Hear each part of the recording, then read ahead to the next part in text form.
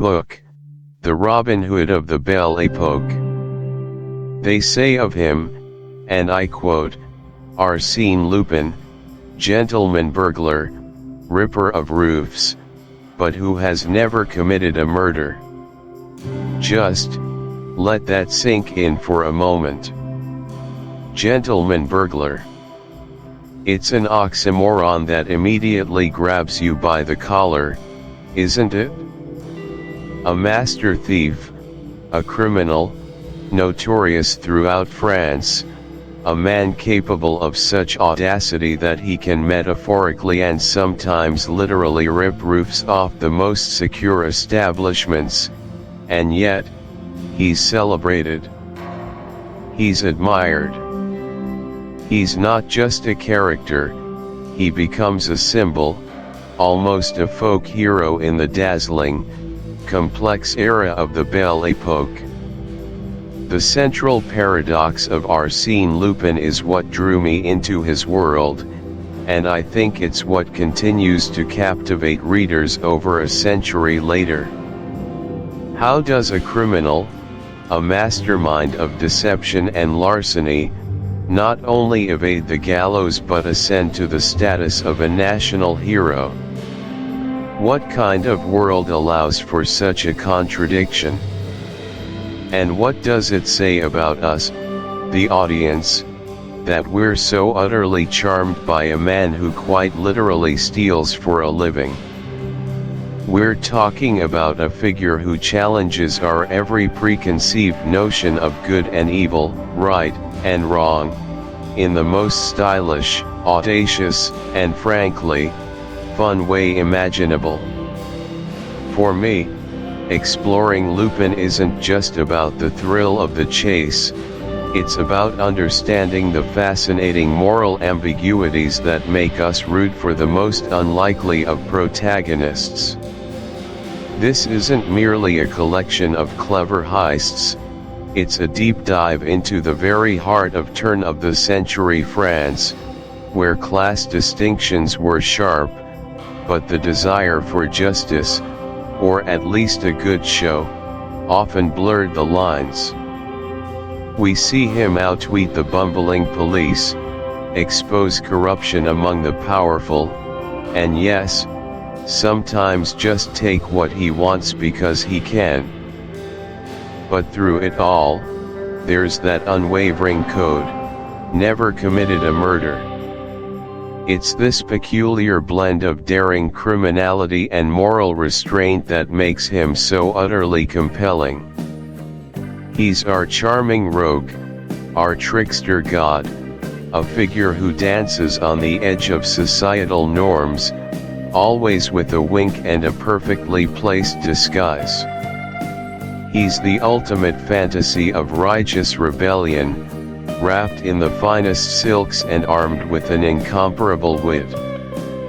And just when you think you've got a handle on this charming, elusive enigma, just when you're fully immersed in the brilliance of his escapes and the audacity of his schemes, imagine a force, an intellect, so formidable that he might just be the one to finally bring our gentleman burglar to heel. Yes, an unparalleled detective, a legend from across the channel, whose name you might almost recognize, is about to enter the scene. A certain Herlock Sholmes. You heard that right. Not quite Sherlock, but close enough to know we're in for one of the most iconic, exhilarating intellectual duels in literary history. The stage is set for a clash of titans, a battle of wits that will push both our hero and his formidable adversary to their absolute limits. It's the ultimate cat and mouse game, but with two cats who are equally brilliant and equally determined. So, settle in.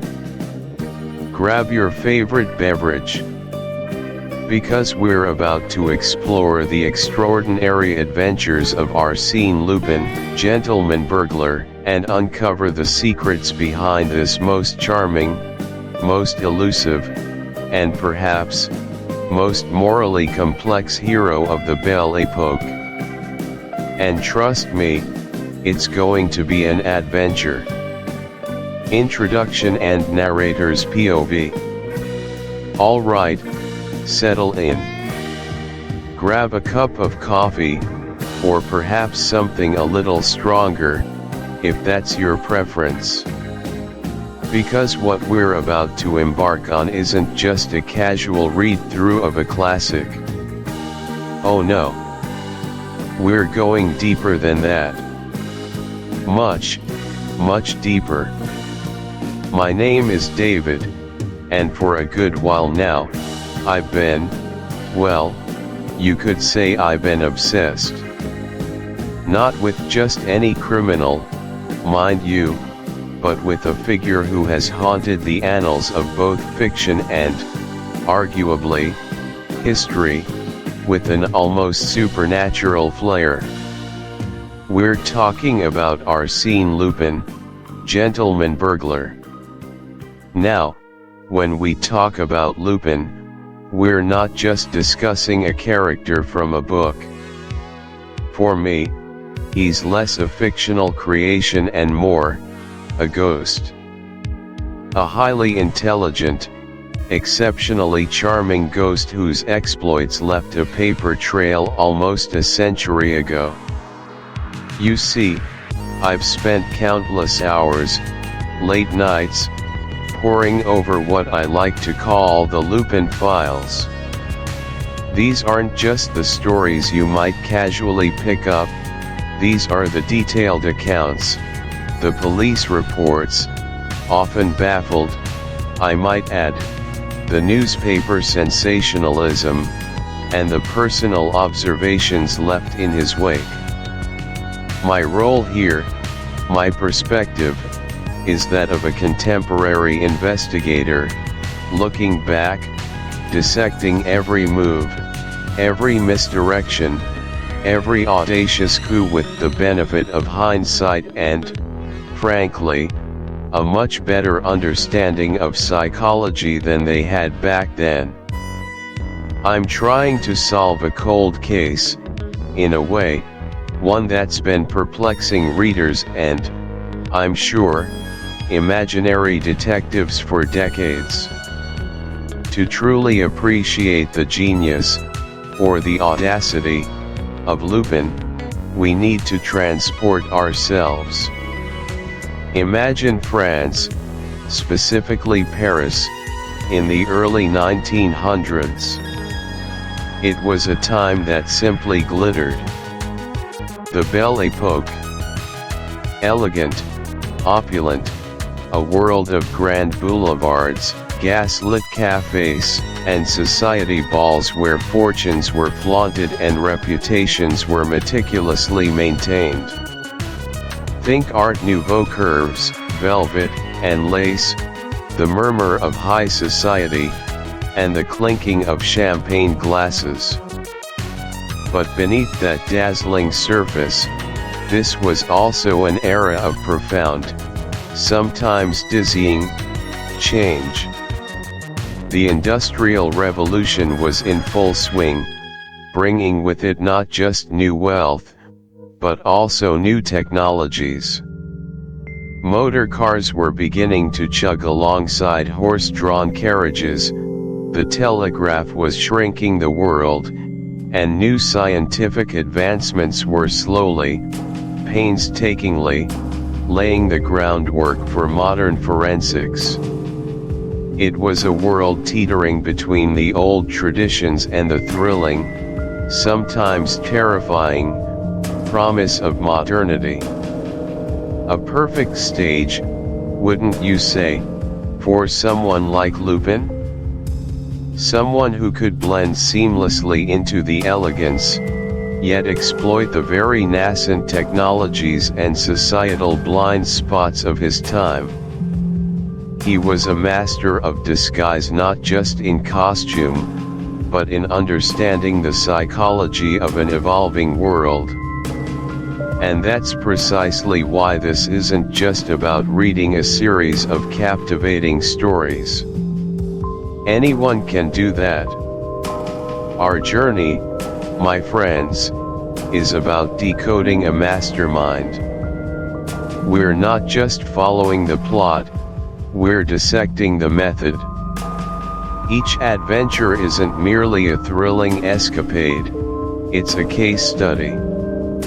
A puzzle piece in the larger mosaic of Lupin's intricate psychology. What drove him? How did he anticipate every move? What were the tells that even the most astute inspectors of his era missed, but which we, with our contemporary lens, might finally uncover? We'll be looking beyond the narrative twists and turns to understand the mind behind the myth. We'll be asking, how did he think? How did he plan?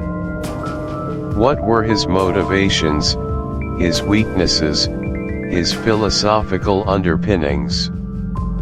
Because to truly appreciate Arsène Lupin, you can't just marvel at his dexterity, you have to unravel the brilliant, conniving, and undeniably charismatic intellect that lay beneath.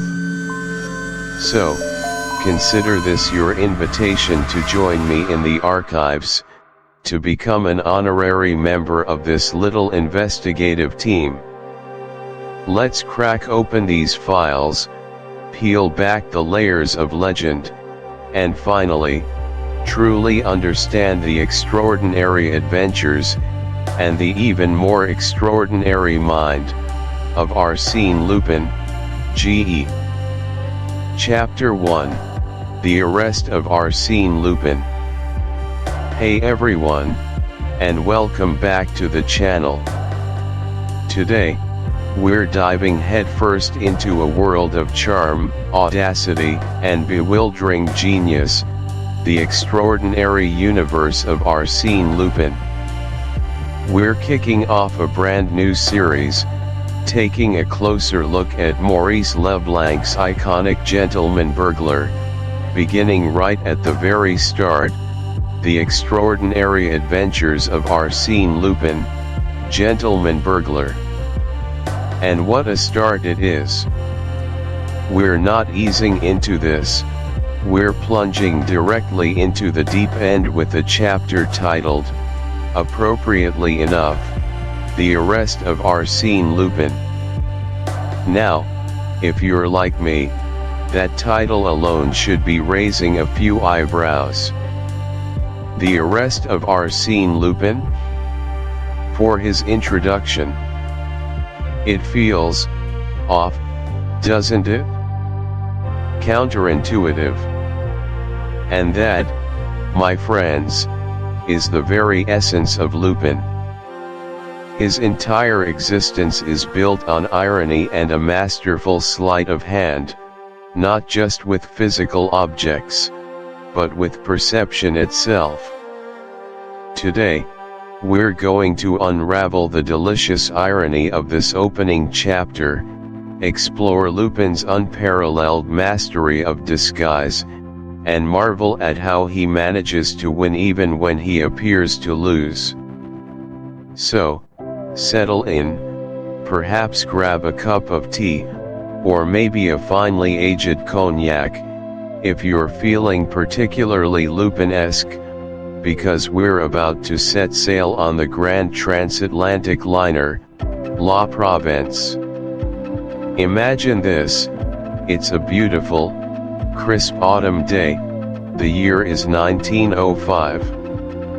You're on board La Provence, one of the finest transatlantic liners of its time, slicing through the vast expanse of the Atlantic Ocean, heading from Le Havre to New York. The crème de la crème of society are all around you, old money, new money, artists, diplomats, the kind of people whose jewelry alone could fund a small country. Everyone is basking in the opulent comfort, the gentle rhythm of the waves, the sheer grandeur of modern travel. Life is good. Life is predictable. Then, it happens. A wireless telegram, crackling across the airwaves, cuts through the serenity like a knife. It's addressed to the superintendent of the police. And the message it carries, well, it's designed to send shivers down the spines of everyone within earshot. It reads, Arsène Lupin on board your vessel, first class cabin, your number unknown, important papers, diamonds expected, safe. Suddenly, the air changes. The comfortable hum of the ship transforms into a tense drone. The casual conversations die down, replaced by a frantic whisper that ripples through the deck like an invisible wave. Arsène Lupin. The name itself is legendary, a phantom terror to the wealthy, a folk hero to the masses.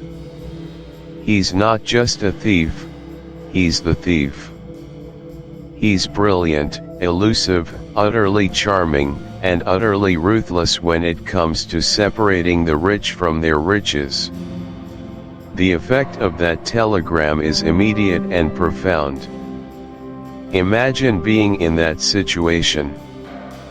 You're surrounded by elegance, by people who look exactly like you, sound exactly like you, and yet, one of them is Arsène Lupin.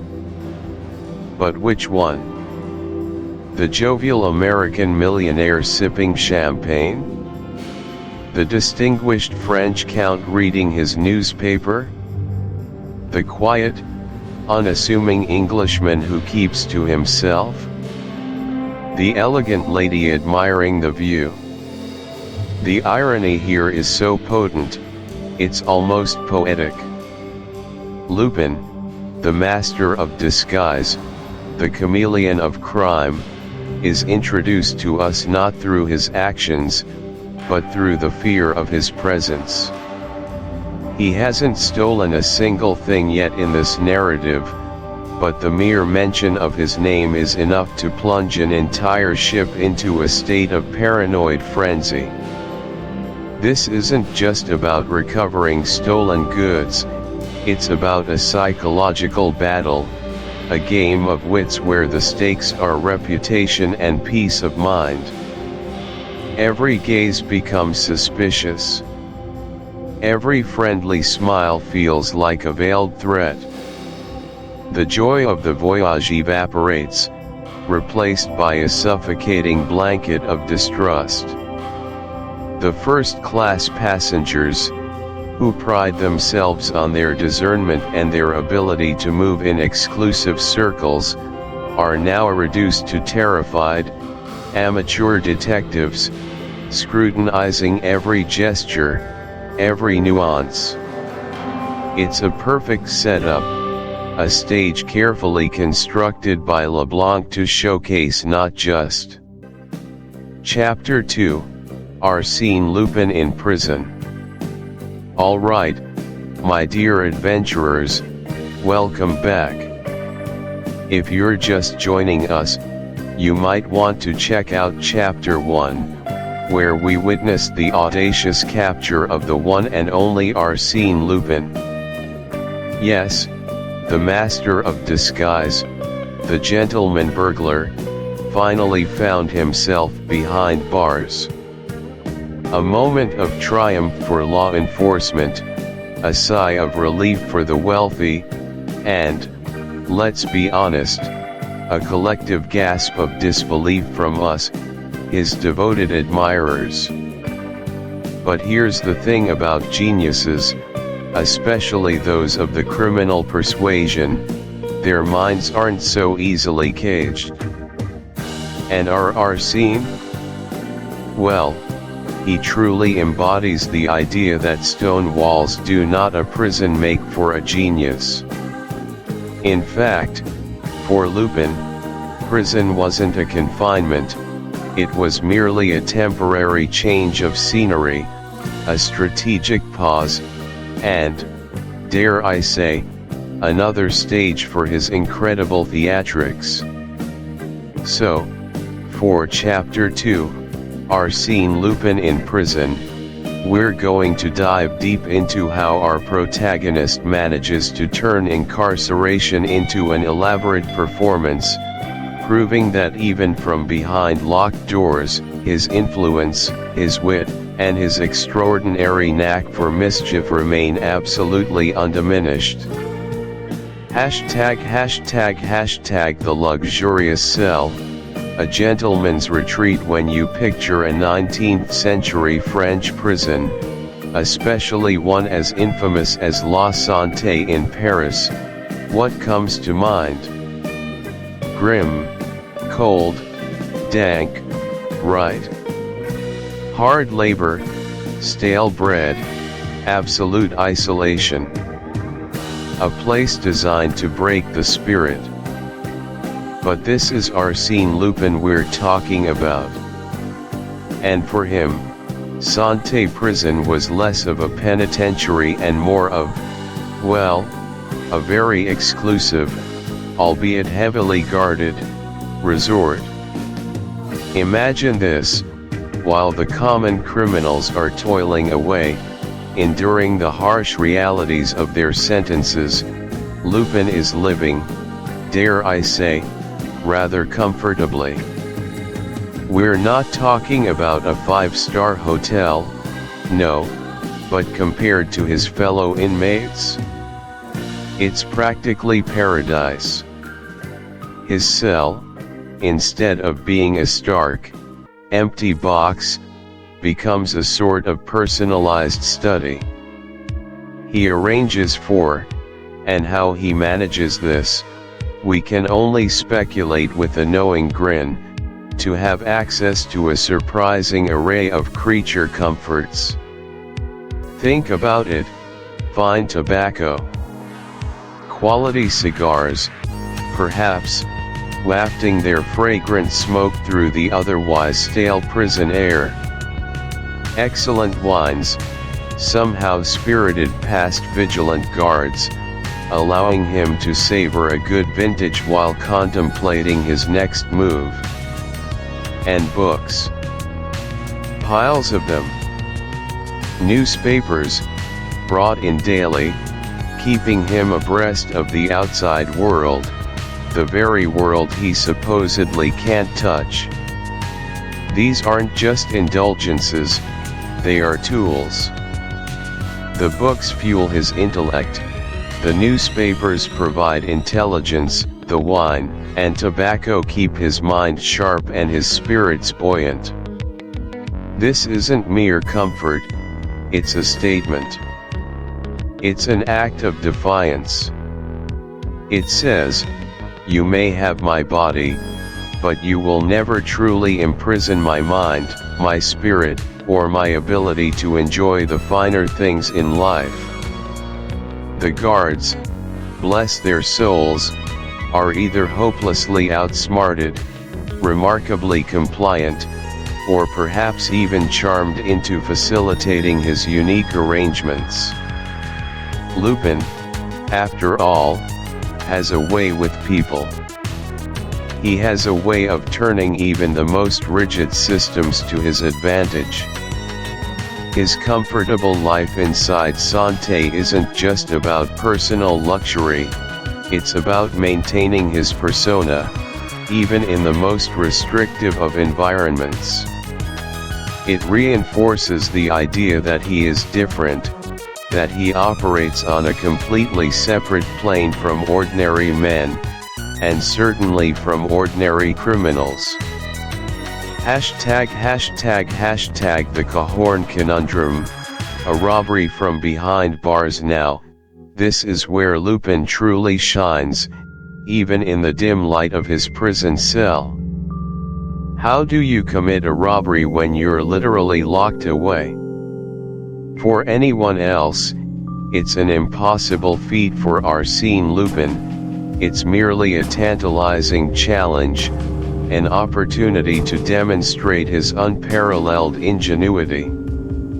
Enter Baron Cahorn, a wealthy, influential, and utterly terrified man. Imagine getting a letter, postmarked from Paris, signed by none other than Arsène Lupin himself.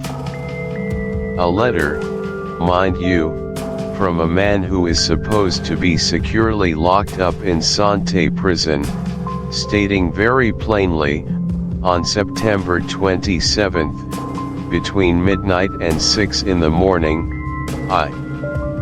Chapter 3, The Escape of Arsène Lupin. Alright, my fellow adventurers into the labyrinthine mind of a genius, welcome back. If you've been following along, you'll remember we left our dashing anti-hero, Arsène Lupin, in quite the predicament. We saw his cunning, his charm, his audacious thievery, yes, but then, a slip, a misstep. He was caught, apprehended, clapped in irons, destined for the grim walls of a prison cell, then likely, the even grimmer walls of a courtroom.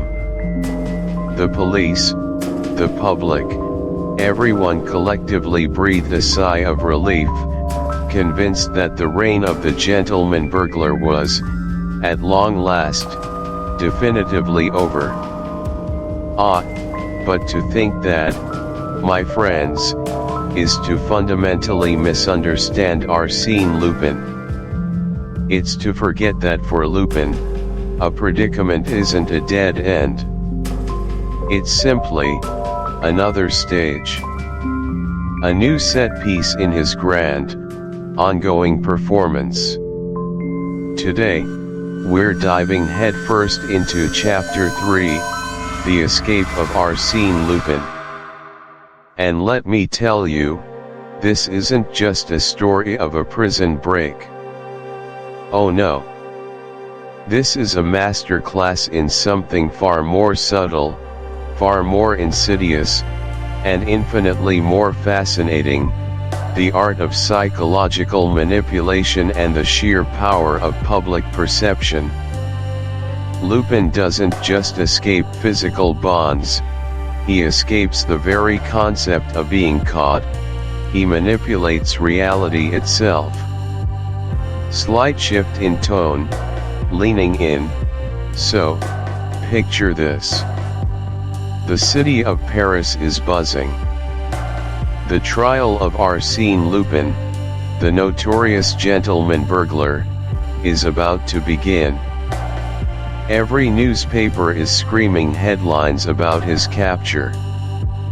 The public, a mix of indignant outrage and secret admiration, clamors for a glimpse of the man who had vexed them so thoroughly. The police, their chests puffed out, are practically preening. This is their moment of triumph. Justice, they believe, will finally be served. The courtroom is packed. Every seat taken, standing room only. The air is thick with anticipation. The judge, stern and imposing, takes his seat. The jury looks on, eager to do their duty. And then, the accused is led in. A man of medium height, impeccably dressed despite his circumstances, his face, well, it's not quite what you'd expect from the devil-may-care descriptions. He looks, a little ordinary. A little nervous, even. Pause for effect, and that, my friends, is the first, brilliant stroke of a truly elaborate ruse. What the world was witnessing was not Arsène Lupin. It was a carefully chosen, meticulously trained doppelganger. Think about that for a moment. To pull this off, Lupin didn't just need a look-alike. He needed someone he could trust implicitly, someone who could act under immense pressure, someone who could parrot his mannerisms, perhaps even his voice, just enough to convince those who thought they knew him best. He needed an actor of the highest caliber, directed by the greatest playwright of all, Lupin himself. The audacity of it! While the real Lupin was orchestrating this theatrical masterpiece from, well, we don't know where exactly, perhaps sipping a fine Bordeaux on a quiet Parisian rooftop, or maybe even disguised among the very crowd watching the trial unfold, his double was taking center stage, soaking up all the attention, all the accusations, all the condemnation. Personal insight: this isn't mere disguise, you see. This is deep psychological warfare. Lupin understood something profound about human nature: we see what we expect to see. The police expected to have Lupin. The public expected a trial. The narrative was already written in their minds. All Lupin had to do was provide a convincing enough actor for the role, and their own biases, their own eagerness for a resolution, would fill in the blanks. They wanted him caught. So, they believed he was caught. It's a terrifyingly effective manipulation of public perception, isn't it? He gives them exactly what they think they want, but it's all a mirage. Now, this leads us beautifully to one of Lupin's core philosophies, a principle he embodies again and again, the audacity principle. What is it? Simply put, it's doing the exact opposite of what the police, or indeed, any rational opponent, would expect. W.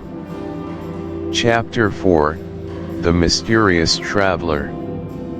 Hello, my dear fellow adventurers and curious minds. Welcome back to the channel, and to another deep dive into the extraordinary world of Arsène Lupin. I'm so glad you're here with me. Last time, we scratched the surface of his elusive charm, his almost theatrical flair. We saw glimpses of the gentleman, the rogue, the master of disguise. But what about the hero? Or perhaps, the anti-hero? Today, we're peeling back another layer, venturing into a chapter that, for me personally, truly solidifies Lupin's multifaceted nature, Chapter 4, The Mysterious Traveler.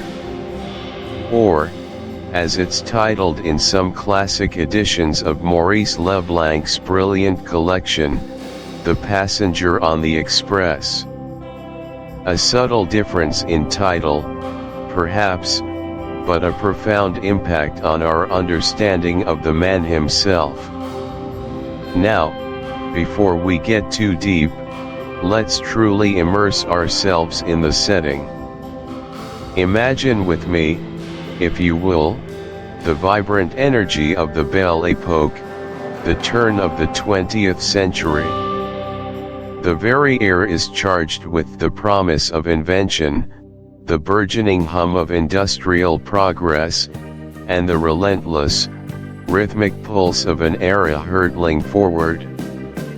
And central to this grand narrative, these conduits of progress and movement.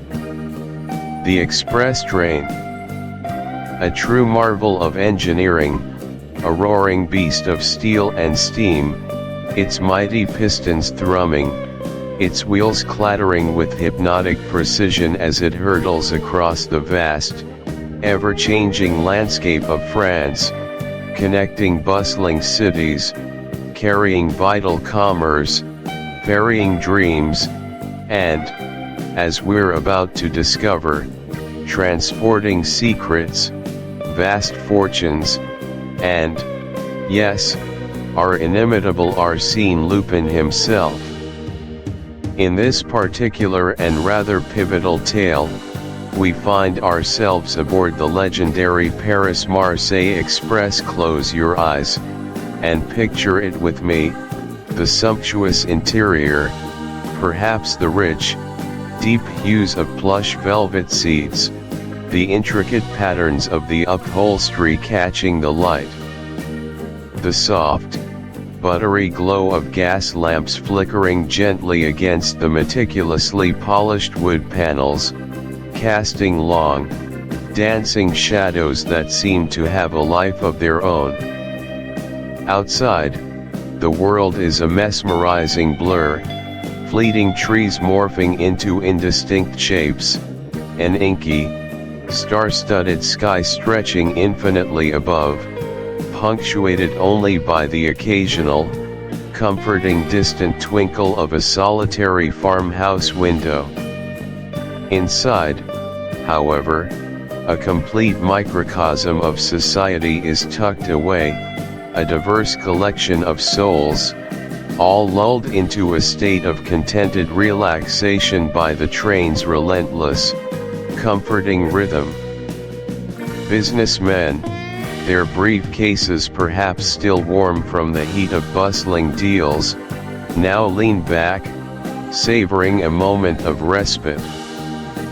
Families, their laughter and chatter now subdued, embark on their much-anticipated holiday adventures.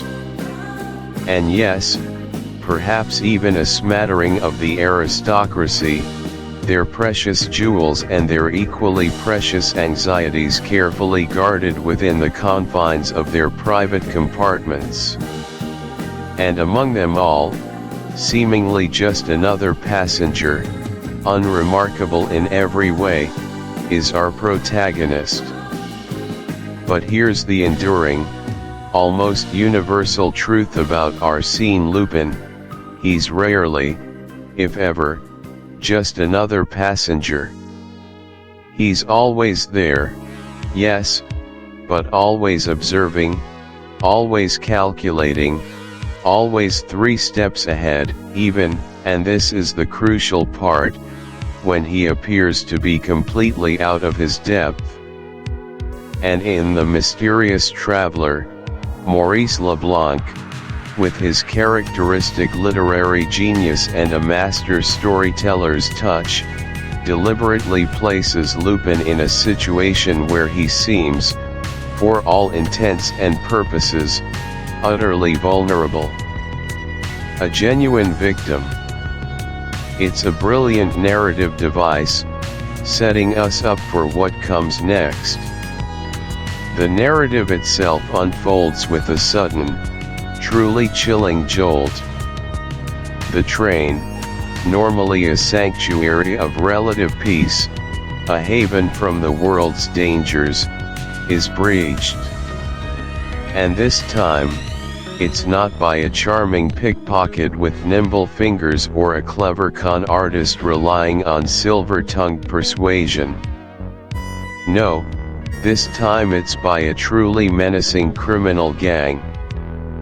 These aren't the sophisticated, intellectual adversaries Lupin usually dances with, the elegant cat and mouse. Chapter 5, The Queen's Necklace. Welcome back, fellow adventurers and connoisseurs of the extraordinary. This is your guide through the labyrinthine mind of Arsène Lupin, and today, we're not just observing his magnificent heists, we're delving into the very heart of what makes him tick. We're pulling back the curtain on the grand performance to reveal the raw, human emotion beneath. This is Chapter 5, The Queen's Necklace, and believe me, it's a game changer. Up until now, we've marveled at Lupin's audacious escapes, his brilliant disguises, and his unparalleled cunning.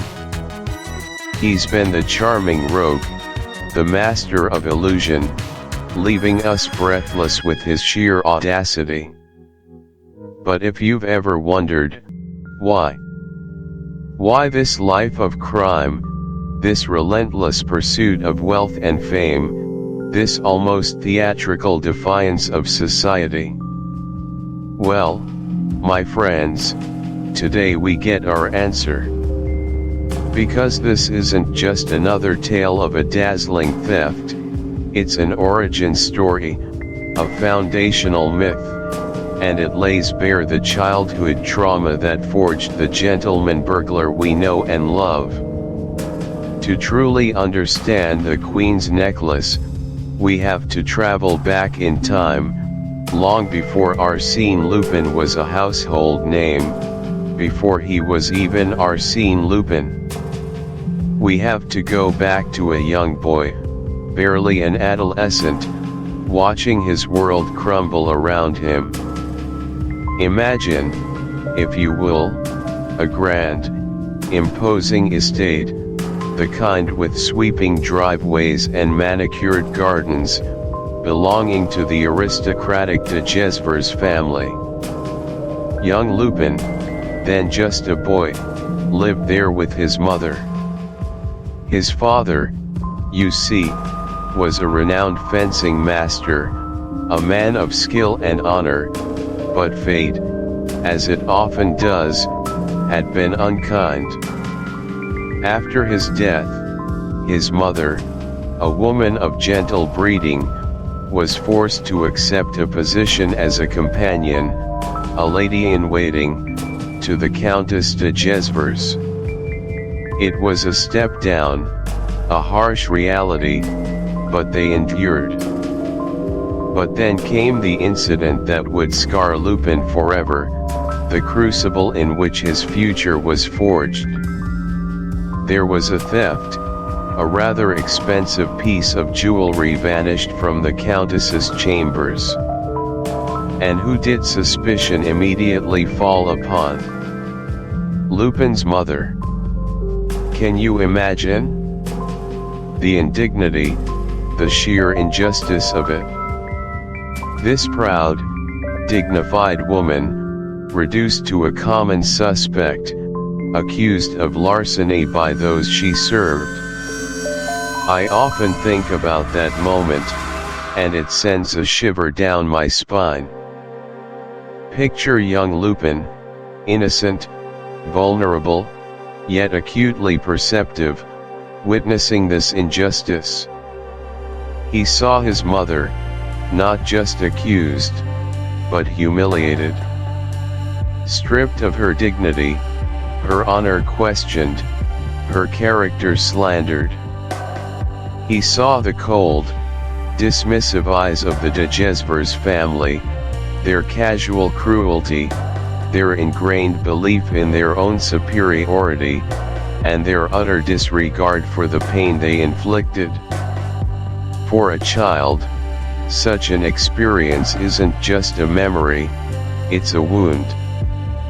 It's a burning sense of injustice that festers, that transforms into a quiet, simmering rage. It's the feeling of helplessness, of powerlessness, watching someone you love being wronged, and being unable to do a single thing about it. That humiliation, that feeling of being an outsider, an object of scorn, it burrowed deep into young Lupin's soul. It was in that moment, I believe, that the seeds of retribution were sown. He vowed, silently perhaps, that no one would ever humiliate his family again, and by extension, no one would ever humiliate him. He would reclaim the power, the dignity, that had been so cruelly taken away. Now, fast forward years later. Arsène Lupin is no longer that helpless boy. He is the master, the legend. And what does he set his sights on? The Queen's Necklace. Not just any necklace, mind you, but the Queen's Necklace, a historical marvel, one of immense value and prestige. And who possesses it? None other than the de Gesvres family. The very family responsible for his mother's public humiliation. Coincidence? Absolutely not. This theft isn't about mere financial gain for Lupin. Oh, the money is nice, sure, he appreciates fine living, but the driving force here is something far deeper, far more personal. This is an act of surgical, poetic retribution. It's not about. Chapter 6, The Seven of Hearts.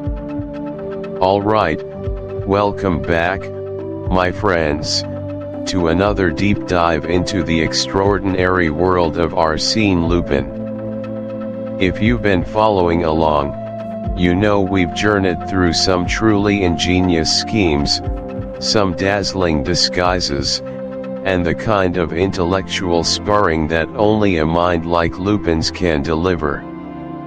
We've seen him as a master thief, a trickster, a seducer, and even, at times, a reluctant hero. But today, we're turning the page to Chapter 6, The Seven of Hearts. And let me tell you, this isn't just another tale of a jewel heist or a clever escape. No, this chapter elevates the stakes dramatically, shifting from personal gain to something far, far grander, the very security of a nation. It's a thrilling blend of espionage, patriotism, and the kind of intricate puzzle solving that makes you lean forward in your seat, desperately trying to keep up with the Gentleman Burglar. So, let's peel back the layers of this particular adventure, shall we? The whispers of war, submarine plans, and the erratic Jean Daspry imagine a time when naval power was paramount, when the silent steel predators of the deep, submarines, were the cutting edge of military might. To lose the plans for such a vessel, especially to a rival power, would be a catastrophic blow. This is the ominous backdrop against which the Seven of Hearts unfolds. France's crucial submarine plans have vanished, and suddenly, the stakes couldn't be higher. We're no longer talking about a single diamond necklace, we're talking about national defense, national pride, and potentially, national vulnerability. At the heart of this escalating crisis is a man named Jean Daspry. Now, Daspry is an engineer, a brilliant mind, but also a deeply troubled one. From the moment he enters the narrative, he's presented as erratic, nervous, almost hunted. He's a man teetering on the edge, convinced he's being followed, that his life is in danger, and that he holds a terrible secret. He's not your typical suave villain or helpless victim, he's a swirling vortex of paranoia and fear, drawing everyone around him into his chaotic orbit. Lupin, of course, isn't someone to shy away from chaos. In fact, he often thrives in it. He's brought into this mess, not necessarily as a conventional detective, but as the only man who can navigate the shadows where conventional justice often fears to tread. His mission? To unravel Daspry's bizarre behavior, to figure out if he's a traitor selling national secrets, a victim being framed, or perhaps something even more complex. Is Das Pry a pawn in a larger game of international espionage, or is he orchestrating his own strange drama? What I love about this setup is how it immediately puts Lupin in a different light. He's not just breaking laws anymore, he's potentially saving his country. This chapter forces him to confront his own moral compass, to weigh his anarchist tendencies against a genuine, undeniable love for France. And for us, as readers, it raises fascinating questions. Can a gentleman burglar truly be a patriot? Can a man who operates outside the law be the very one to uphold it when the stakes are highest? It's a delightful paradox, beautifully explored here.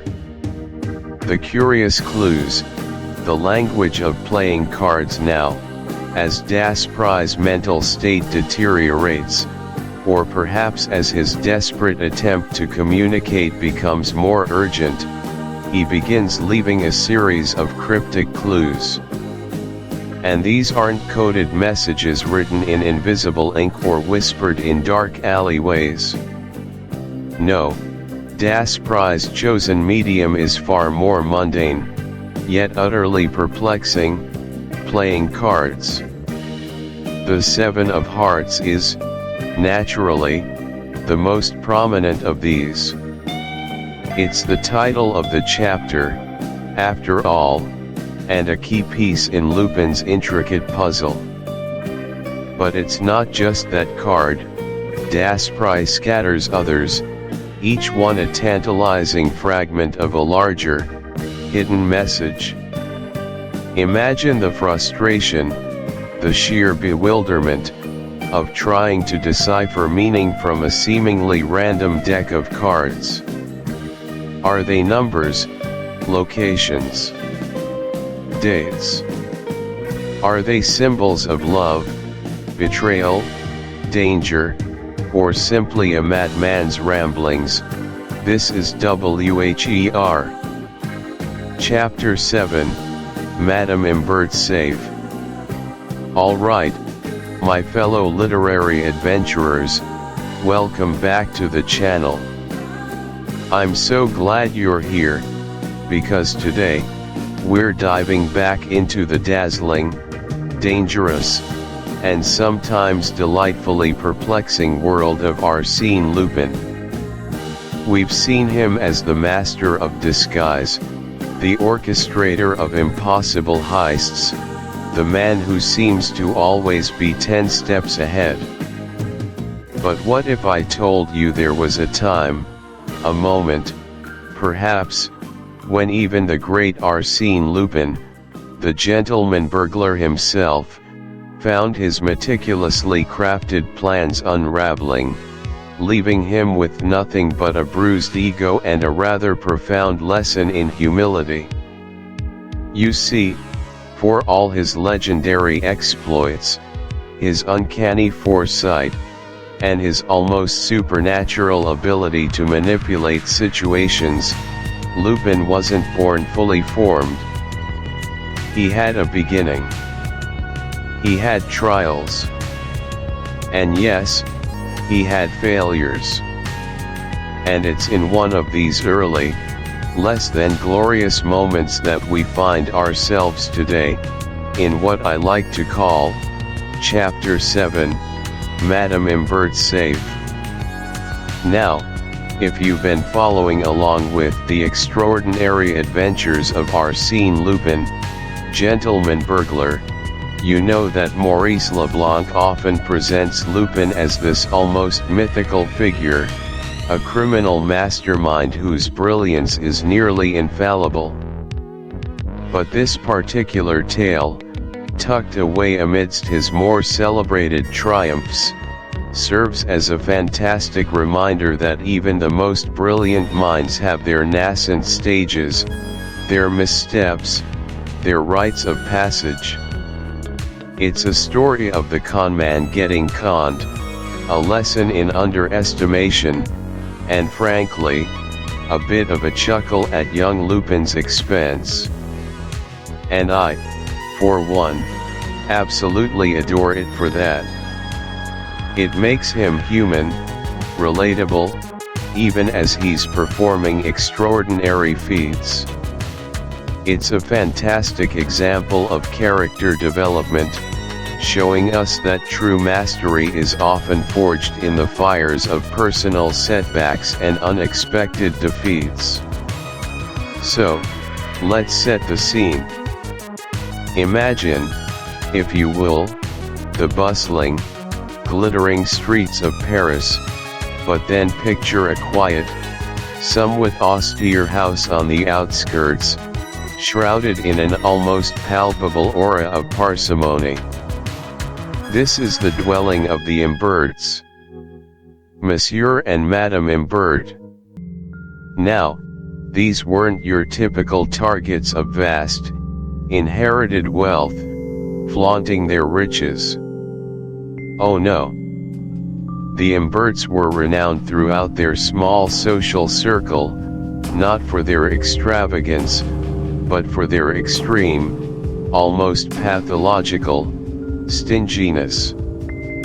They were hoarders of coins, meticulous savers, people who would walk miles to save a few centimes on a loaf of bread. Their lives were a testament to frugality, bordering on outright miserliness. Their clothes were always a little threadbare, their meals simple to the point of austerity, and their social interactions were always tinged with a subtle reluctance to spend a single franc more than absolutely necessary. And crucially, everyone knew they had money. A lot of money. But nobody, least of all their distant relatives, could ever seem to get their hands on any of it. It was like trying to squeeze water from a stone, or perhaps, more accurately, like trying to pry a single copper coin from their iron-fisted grasp. This, of course, presented an irresistible challenge to a young, ambitious Arsène Lupin. He wasn't just after the money, though that was certainly a motivator. He was after the puzzle. The psychological game. How do you extract wealth from people whose entire existence revolves around safeguarding it with an iron grip? How do you outwit individuals who are already masters of suspicion and penny-pinching paranoia? This wasn't a matter of bypassing security guards or laser grids, it was about outsmarting sheer, stubborn, human resistance. It required a deeper dive into their psyche, a more subtle approach than a brute force attack.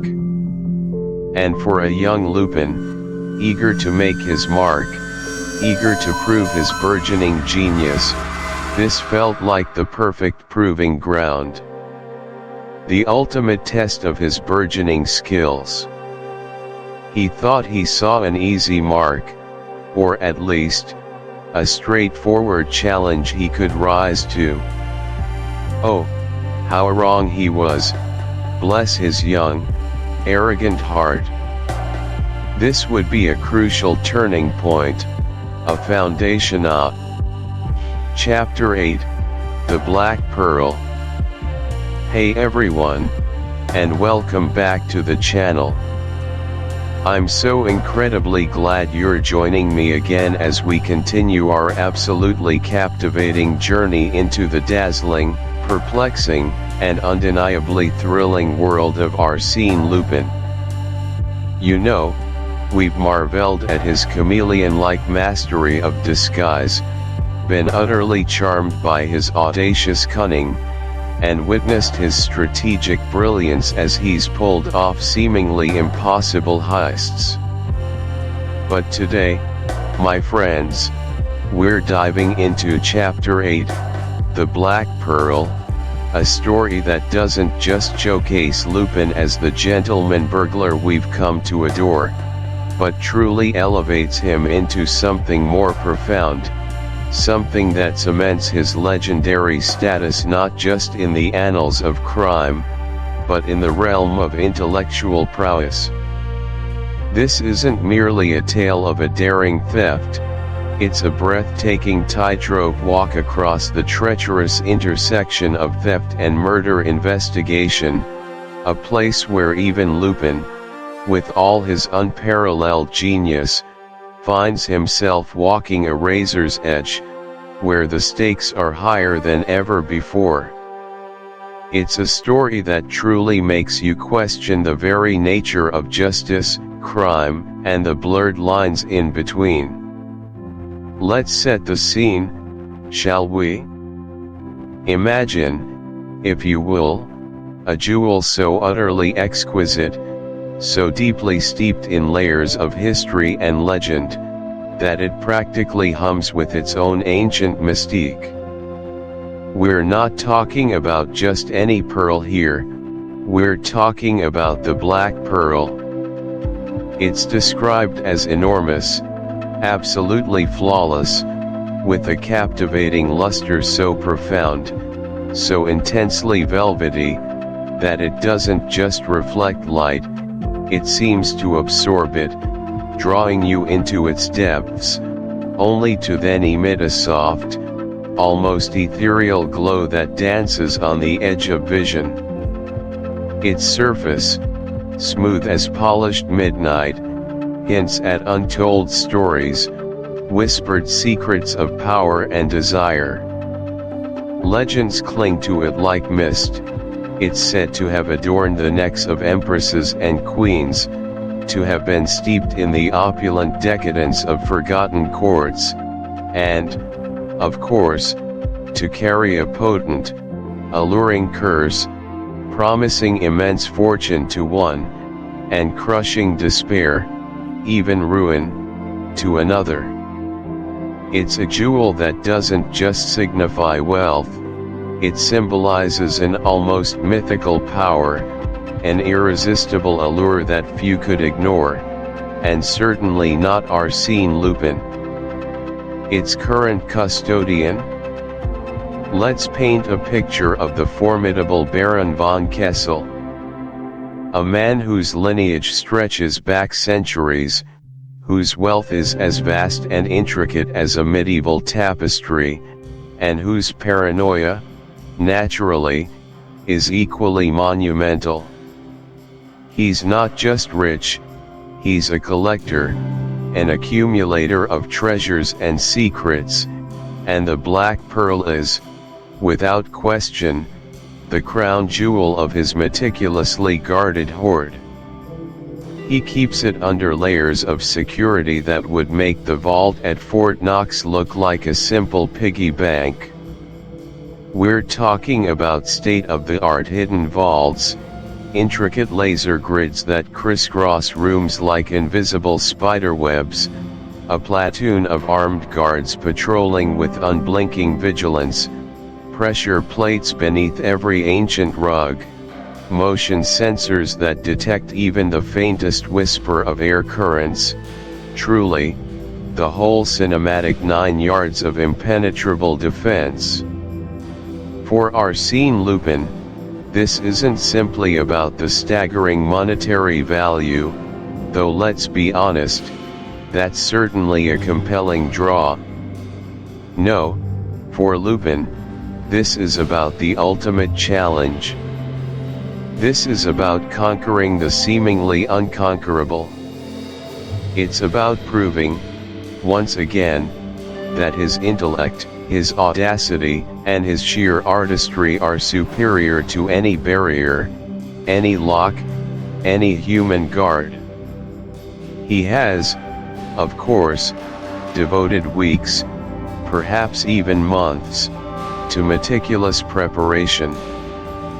He's studied the Baron's most minute habits, memorized the house's sprawling blueprints, analyzed every single security weakness, every potential opportunity, every subtle shift in the guard rotations, every personality quirk of the staff.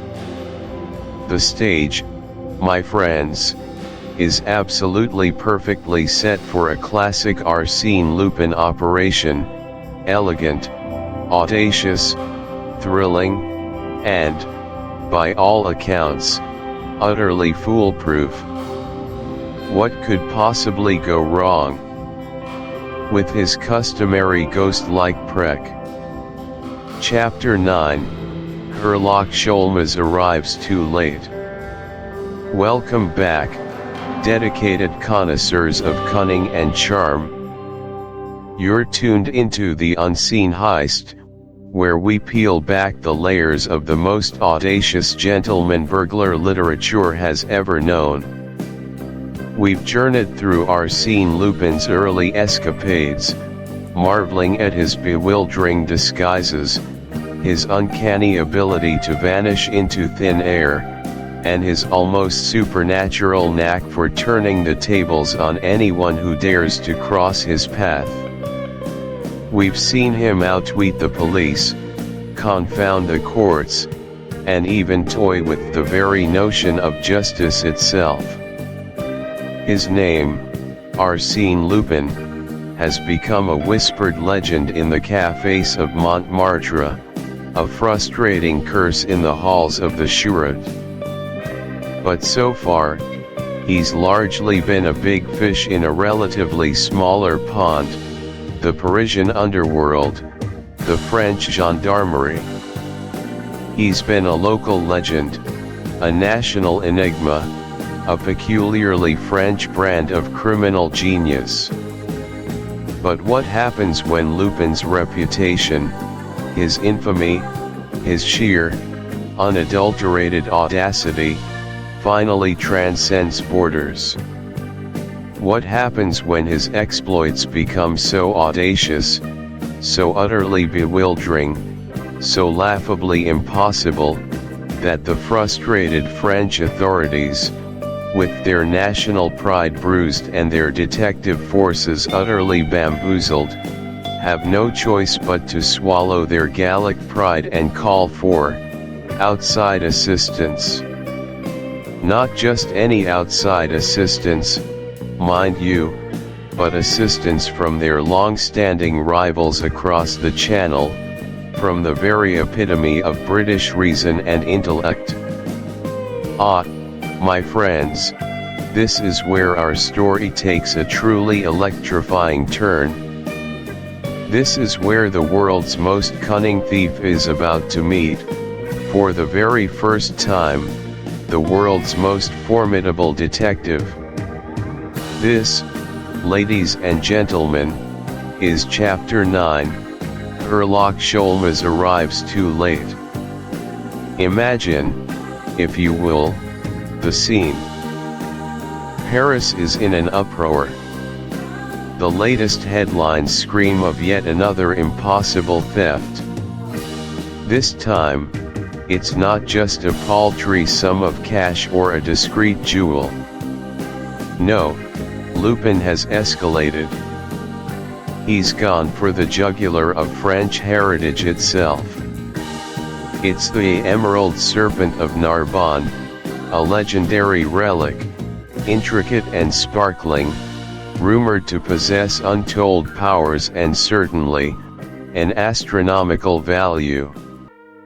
This ancient artifact, a masterpiece of jewel work, has been spirited away from a heavily guarded private museum, the Sainte-Chapelle Museum for Historical Treasures, right in the heart of Paris, under the very noses of its crack security detail. There were no forced entries, no alarms triggered, no panicked screams. Just an empty pedestal, a single, perfectly preserved white rose lying where the serpent once rested, and a lingering, almost taunting scent of jasmine and a faint whisper of Turkish tobacco. The Charente, the crème de la crème of French law enforcement, are tearing their hair out. They've interrogated everyone from the museum director to the night watchman, scoured every inch of the crime scene with magnifying glasses and flashlights, chased every red herring that Lupin so cleverly scattered. And they have precisely nothing. Zero. Zilch. Lupin, as always, has vanished without a trace, leaving behind only a growing legend and an increasingly humiliated police force. Their pride, usually so formidable, is crumbling under the weight of this repeated public mockery. Desperate times, indeed, call for desperate measures. And in the exalted, albeit often shadowy, world of detective work, there was only one name whispered with reverence, fear, and a touch of awe, when a case seemed utterly, irretrievably lost. A name synonymous with unerring logic, unparalleled observation, and an intellect that cut through obfuscation like a surgeon's scalpel. A man whose reputation preceded him across continents, whose very presence promised resolution. Yes, you guessed it. The call went out across the English Channel. From the fog-shrouded, gas-lit streets of London, from the hallowed, cluttered halls of his Baker Street residence, came the one and only Herlock Sholmes. Now, before we delve further, let's address the elephant in the room, shall we? Herlock Sholmes. It's a name that winks at us, AP. Chapter 10, The Duel of Wits. Welcome back, intrepid readers and fellow adventurers into the captivating world of literary genius. We've been on quite a journey already, navigating the opulent salons and treacherous shadows alongside Arsène Lupin, the gentleman burglar whose wit is as sharp as his tailored suits. And if you've been following along, you know that no story of Lupin is truly complete without the shadow, or rather, the brilliant, incandescent spotlight of his greatest rival. Today, we're plunging headfirst into Chapter 10 of our exploration of the extraordinary adventures of Arsène Lupin, Gentleman Burglar, a chapter I've titled The Duel of Wits. And believe me, when I say duel, I'm not talking about pistols at dawn. This is a clash of intellects, a high-stakes game of psychological chess where the true victory isn't about physical dominance, but about mental superiority. Our goal today is to truly understand the beating heart of this narrative, the ongoing rivalry and the deep, often unspoken, mutual respect between Arsène Lupin and the legendary English detective, Herlock Sholmes. It's a relationship that defines so much of what makes these stories brilliant. It's not just a hero and a villain, it's a dynamic, evolving dance between two incredibly intelligent individuals who, despite being on opposite sides of the law, share an almost symbiotic existence. One sharpens the other, their very opposition forging them into more formidable figures. So, let's set the stage for one of their most iconic encounters, the elaborate, tension-filled cat-and-mouse game surrounding the Jewish lamp. Ah, the Jewish lamp. It's not just an artifact, it's a symbol. A priceless, historically significant piece, held under an almost impenetrable security system, a challenge that, for Lupin, is utterly irresistible. Sholmes, of course, is brought in precisely because of Lupin's notorious reputation. The police are bewildered, the owners are terrified, and only one mind, they believe, can possibly outmaneuver the elusive Frenchman. From the moment Sholmes steps onto the scene, the air crackles with anticipation. You can practically feel the electricity between their unseen presences. Lupin, with his signature audacity, often leaves a subtle calling card, a hint, a taunt, almost inviting Sholmes to the game. He doesn't just want the object, he wants the thrill of the chase, the intellectual sparring. The entire episode becomes a masterclass in psychological warfare. Lupin, ever the showman, delights in creating elaborate illusions and diversions, making it seem as though he's everywhere at once, leaving a trail of tantalizing clues and red herrings. He anticipates Sholmes's every move, not just through meticulous planning, but through a deep, intuitive understanding of how the detective's mind works. He knows Sholmes will look for the most logical, the most empirical explanation, and he uses that against him, weaving layers of misdirection that are almost artistic in their complexity. Imagine the scene: Sholmes, with his keen observational skills, sweeps a room, noticing the slightest displacement of dust, the faintest scent of perfume, the almost imperceptible scratch on a lock. He pieces together the puzzle, closing in with the cold, unyielding logic that has made him a legend. He sets traps, anticipating where Lupin will strike next, reinforcing vulnerable points, laying snares that would catch any lesser criminal. But Lupin isn't just a criminal, he's an artist. He doesn't just bypass a trap, he turns it into part of his grand performance. He might allow himself to be almost caught, just to revel in Sholmes's momentary triumph before slipping away with a flourish, leaving the detective once again staring at an empty space where his prize should have been.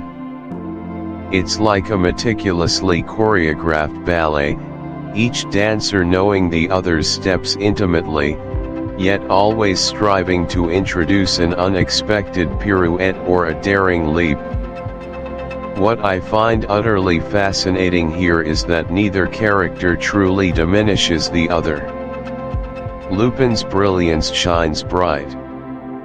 Chapter 11, The Man of 1,000 Faces. Hey everyone, and welcome back to the channel. Today, we're diving headfirst into one of the most enigmatic, and frankly, mind-bending aspects of our favorite gentleman burglar, Arsène Lupin. We're talking about his absolute mastery of disguise, but not just the masks and the wigs. No, we're going much deeper than that. Today, we're looking at what I've titled for this chapter, The Man of 1,000 Faces. You know, from the moment we meet Lupin, his identity is fluid. It's a trick, a puzzle, an illusion wrapped in an enigma. And what we're going to do today is essentially deconstruct this incredible phenomenon, this identity crisis, if you will, that sits right at the very heart of who Arsène Lupin is. Because, let's be honest, trying to pin down the real Lupin is like trying to catch smoke in your hands. It's always there, but it constantly shifts, changes form, and slips through your grasp. Lupin doesn't just put on a different suit, he puts on an entirely different life. And for me, that's where the real fascination lies. It's not just about a clever costume change, it's about inhabiting a whole new reality, a whole new soul, even if just for a short time. Let's start by analyzing some of these incredible personas, these alternate lives that Lupin so seamlessly slips into. Think of them as different facets of a magnificent, ever-changing jewel. First up, we have Prince Sernine. Now, if you recall from the arrest of Arsène Lupin or even the Queen's Necklace, where he also uses a noble guise, this is Lupin at his most aristocratic. We're talking about an individual of impeccable taste, refined manners, a man who moves through the upper echelons of society with an effortless grace that belies the fact that he's probably planning to relieve them of their jewels. When he's Sernine, he's not just wearing fine clothes, he is nobility. His voice shifts, becoming deeper, more assured, seasoned with the casual arrogance of inherited wealth. His posture becomes more upright, his gaze more piercing, yet simultaneously aloof. He understands the unspoken rules of the elite, the subtle gestures, the conversational nuances that instantly mark someone as one of them. It's a performance so utterly convincing that even the most astute detectives, and even his victims, rarely suspect a thing until it's far too late. He doesn't just mimic a prince, he becomes the embodiment of princely charm and authority. Then, we have Horace Velmont, a character we encounter, for instance, in The Escape of Arsène Lupin. Velmont is a different breed altogether. He might not possess the inherited grandeur of a prince, but he exudes a kind of rugged intellectualism, a respectable competence.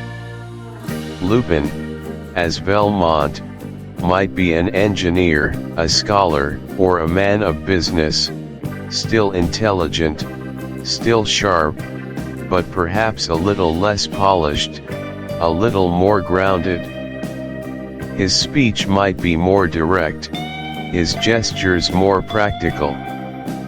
The disguise isn't about dazzling with opulence, it's about blending in with a different kind of authority, the authority of knowledge or diligent work. He's the man who knows how things work, who can solve problems, who earns respect through his capabilities rather than his lineage. It's a testament to Lupin's range that he can embody both the frivolous grandeur of a prince and the earnest intelligence of a professional with such conviction. And then, for a truly remarkable contrast, consider Désiré Baudrillard. You meet Baudrillard, this unassuming, elderly art collector or expert, often in contexts like The Escape of Arsène Lupin, where he helps facilitate a critical part of Lupin's schemes. When Lupin takes on the guise of Baudrillard, it's not about being charming or powerful.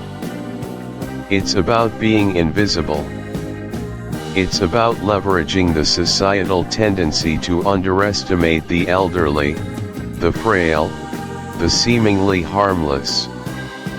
He shuffles, he speaks softly, perhaps with a slight quaver in his voice.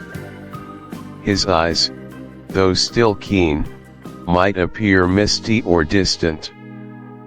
He carries the weight of years, the gentle wisdom of a life well lived, but also the physical VU. Chapter 12, The Gentleman's Code. Hey everyone, and welcome back to the channel.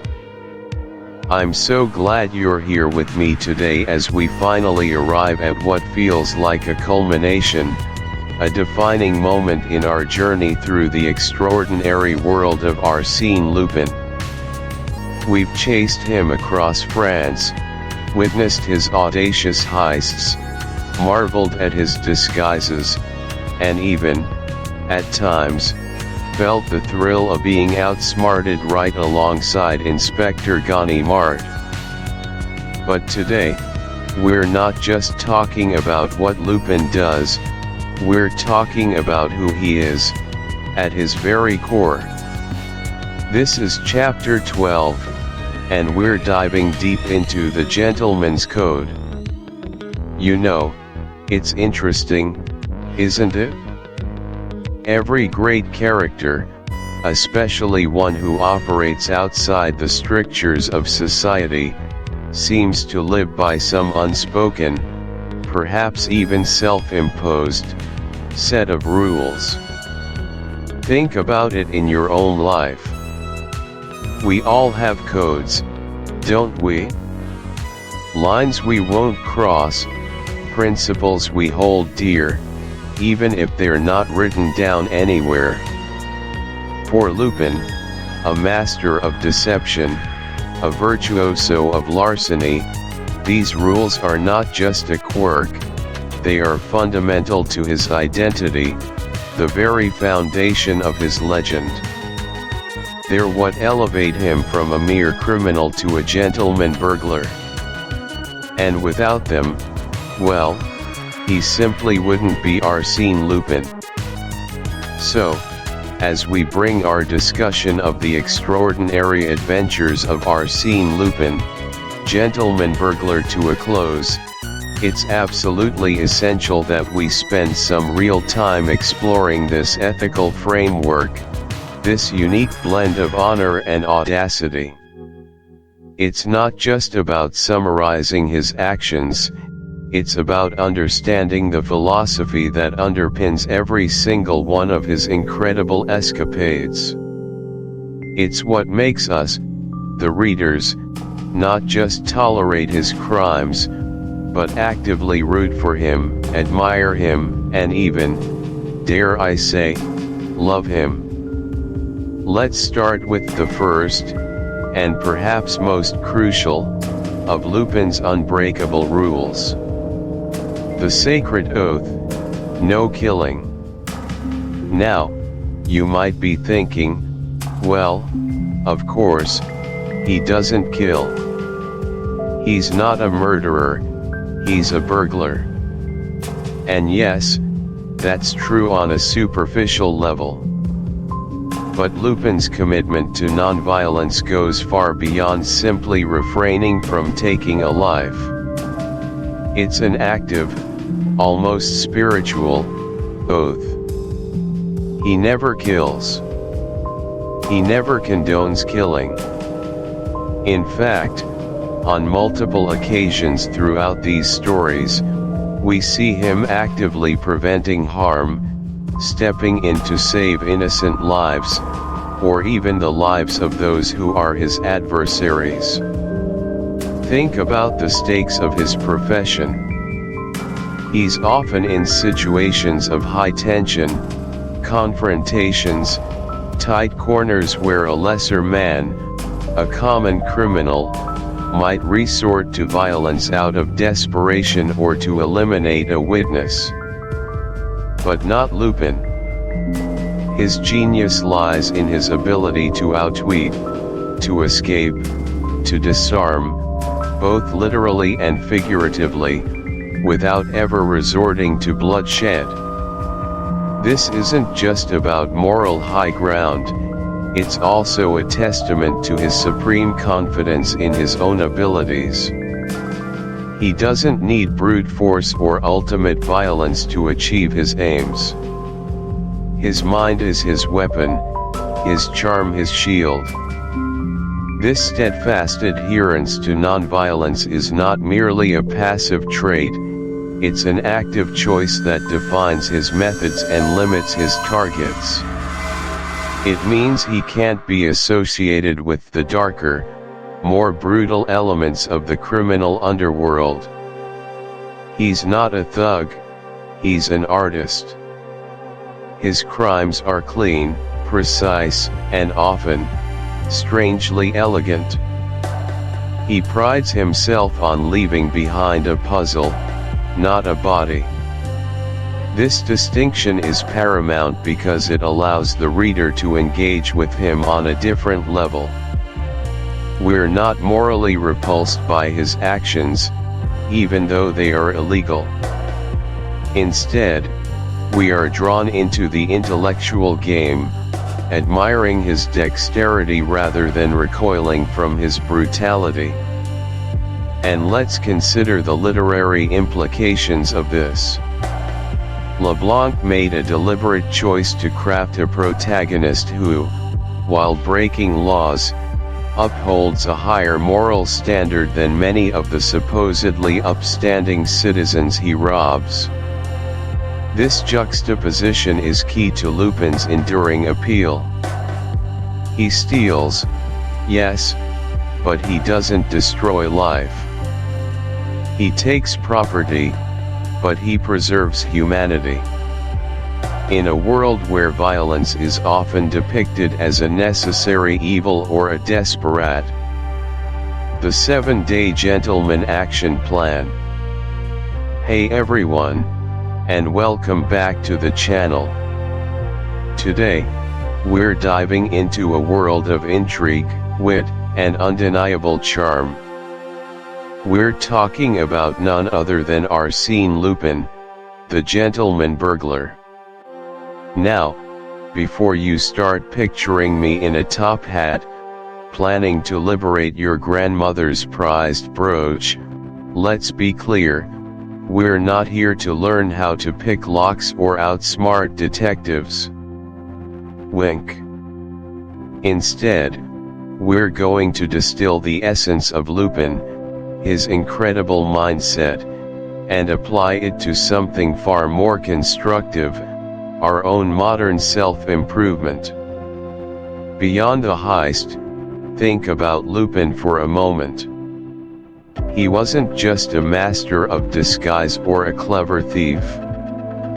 He was a profound observer of human nature, a master strategist, a captivating conversationalist, and someone who always seemed to be 3 steps ahead. He understood the hidden currents, the subtle tells, the unspoken desires. What if we could harness even a fraction of that mental agility, that social finesse, that strategic boldness, not for grand heists, but for navigating the complexities of our everyday lives, for advancing our careers, enriching our relationships, and generally becoming more, well, extraordinary. Introducing the 7-Day Gentleman Action Plan. That's precisely what we're going to do.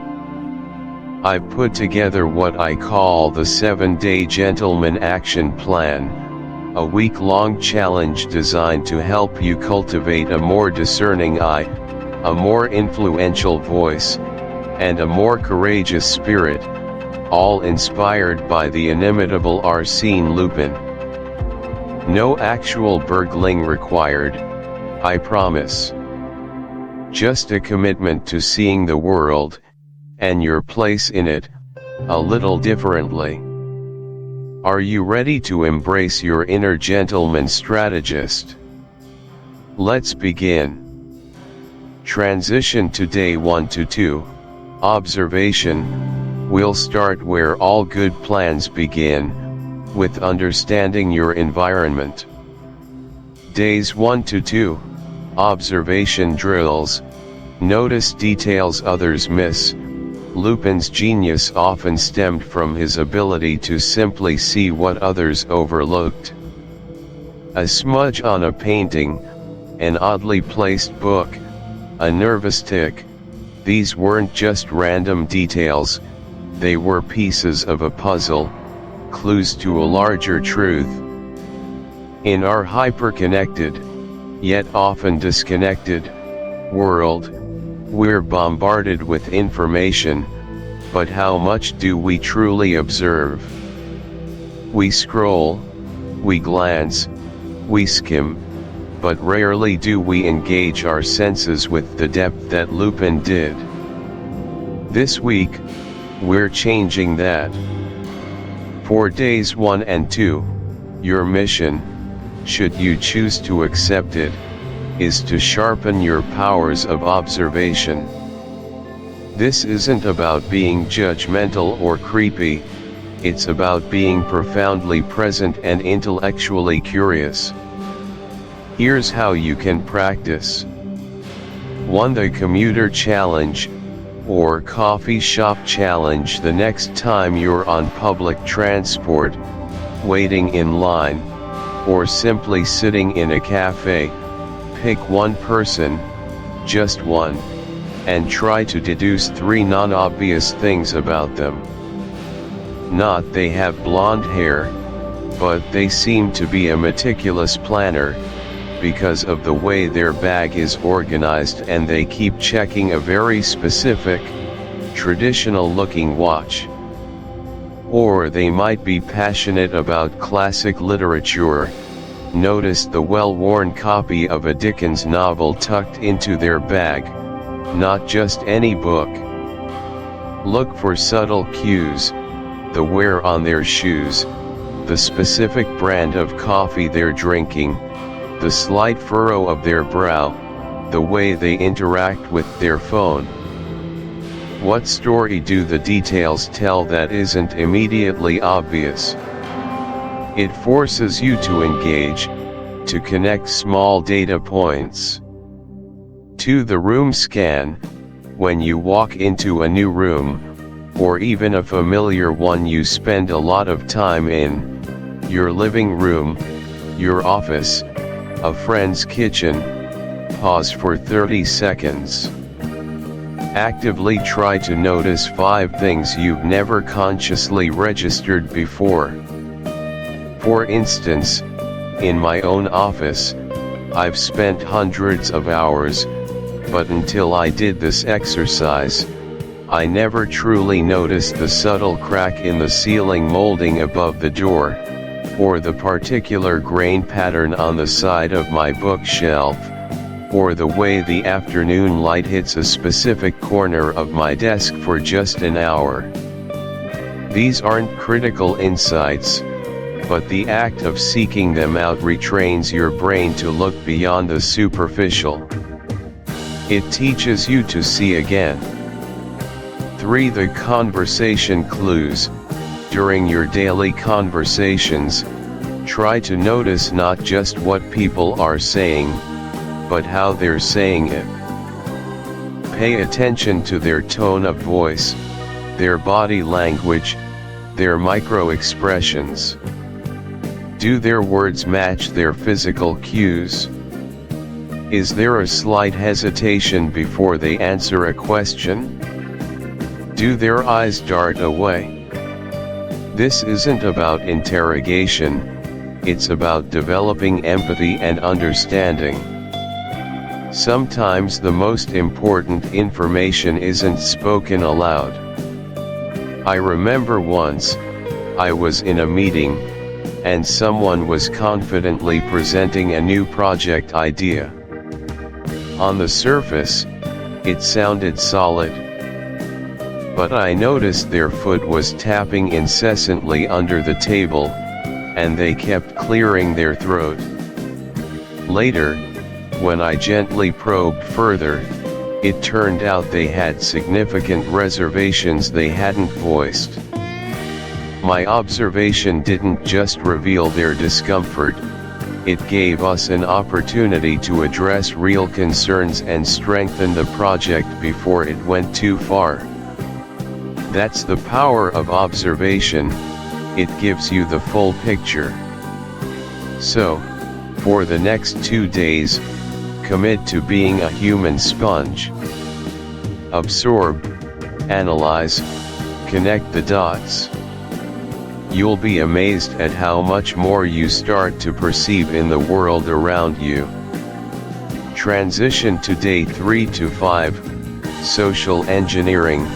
Once you've mastered observing your environment, it's time to learn how to subtly, elegantly, and ethically influence it.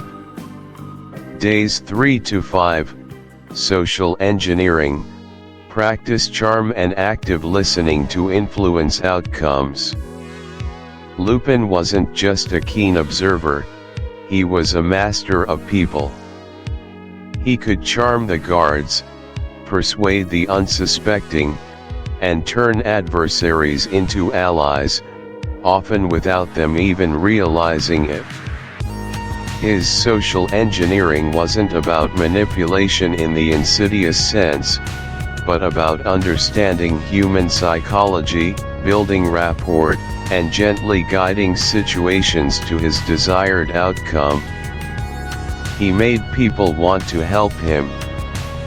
In our lives, this translates to building stronger relationships, navigating difficult conversations with grace, and influencing positive change.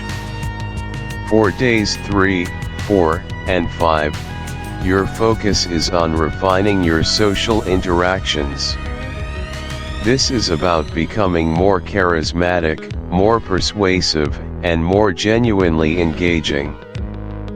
Here are your Lupin-inspired exercises. 1. Active listening, the echo technique. Most of us listen to reply, not to understand.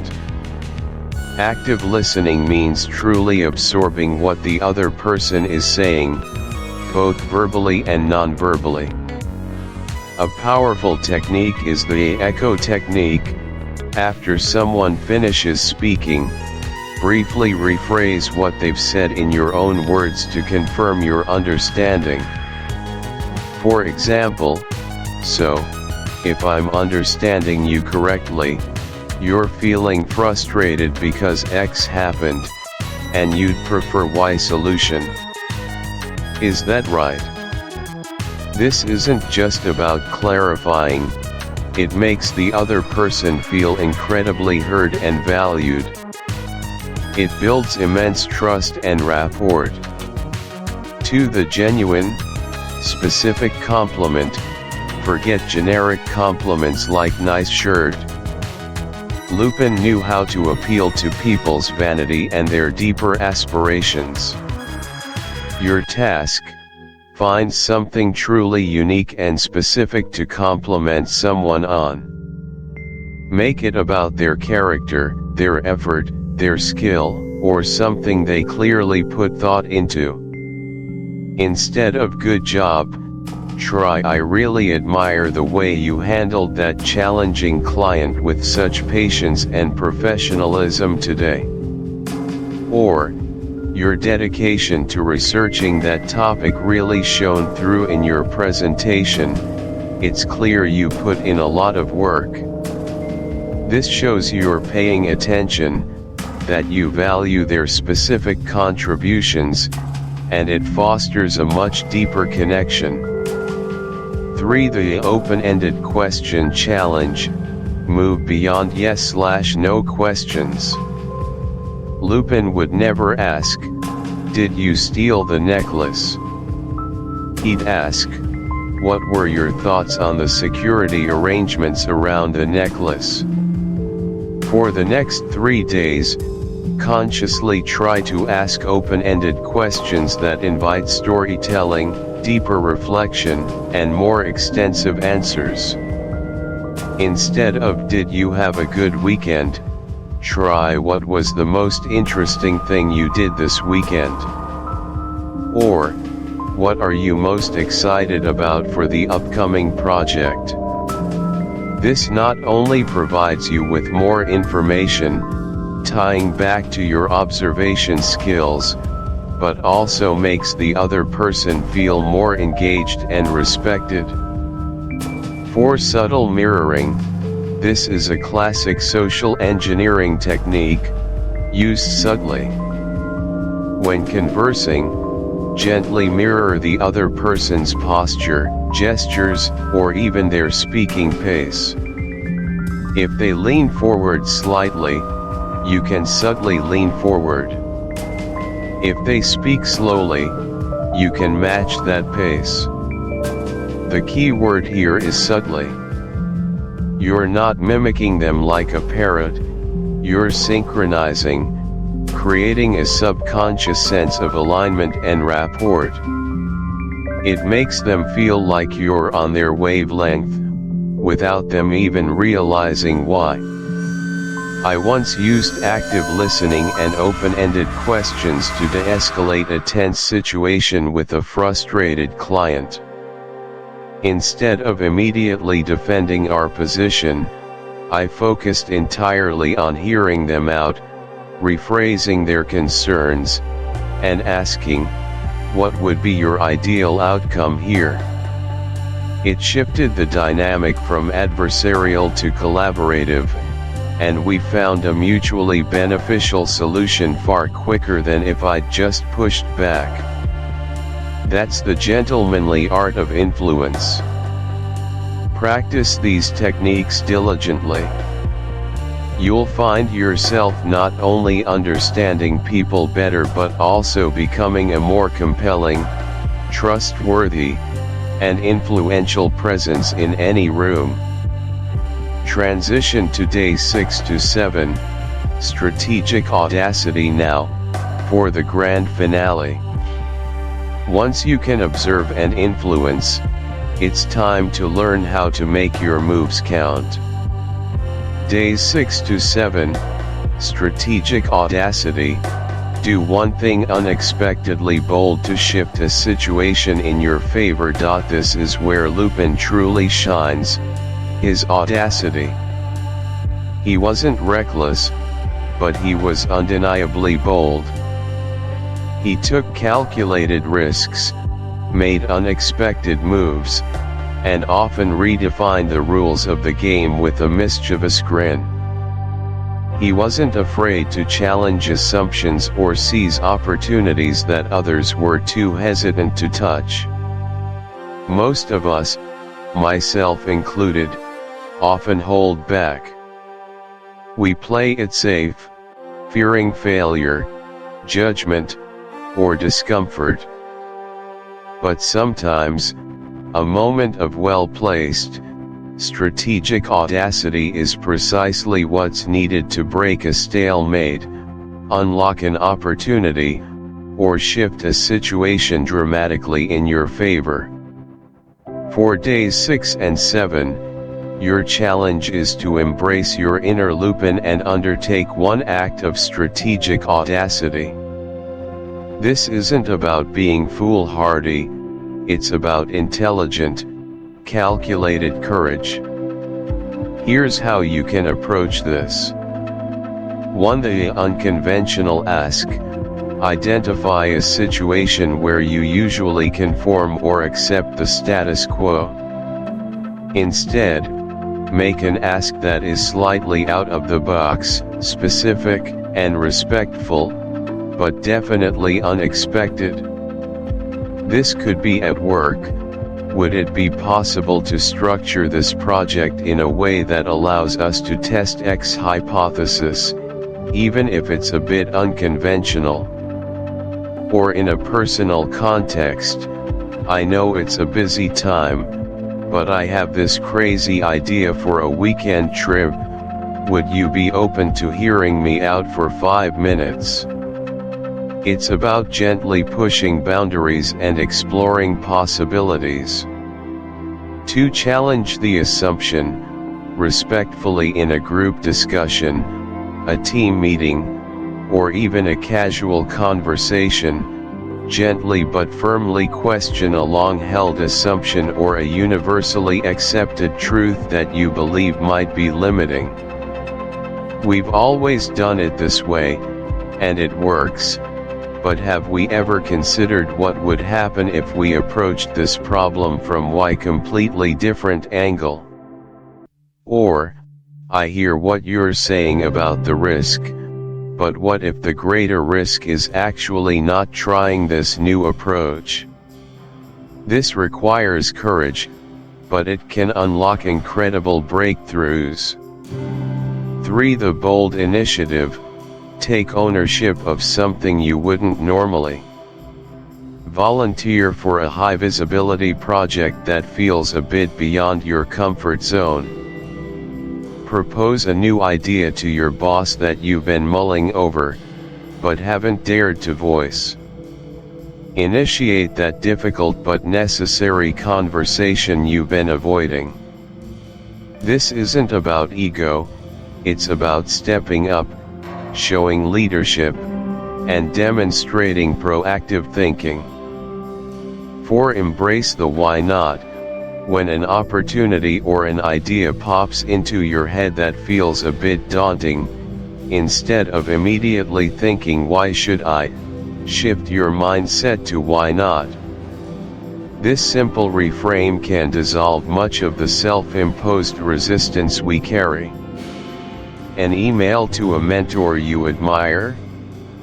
A new skill you want to learn? A creative project you want to start? Why not? There was a time I had a genuinely innovative but somewhat unconventional idea for a new content series. My initial thought was, it's too risky, it won't land. But then I channeled a bit of that Lupin why not energy. I drafted a concise, compelling pitch, highlighted the potential, and presented it with confidence, despite my internal jitters. To my surprise, it wasn't just accepted, it was embraced with enthusiasm. That one bold move, that moment of strategic audacity, completely shifted my creative trajectory. Remember, audacity isn't about being rude or reckless. It's about having the intelligence to identify an opening, the confidence to act, and the charm to ensure your bold moves land effectively. It's about disrupting the expected in a way that benefits you and often, those around you. Conclusion: your extraordinary adventure, and there you have it, the 7-day Gentleman Action Plan, inspired by the extraordinary adventures of Arsène Lupin. We started with observation, sharpening your senses to truly see the world around you. We moved to social engineering, refining your ability to connect, listen, and influence with charm and empathy.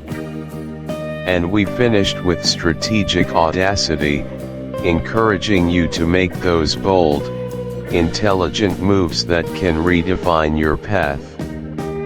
Lupin wasn't just a gentleman burglar, he was a master of human nature, a brilliant strategist, and a captivating individual. By adopting these aspects of his mindset, not for criminal enterprise, but for personal growth, you can transform from a passive observer of your life into its active, extraordinary architect. So, go forth. Observe, charm, and be strategically audacious.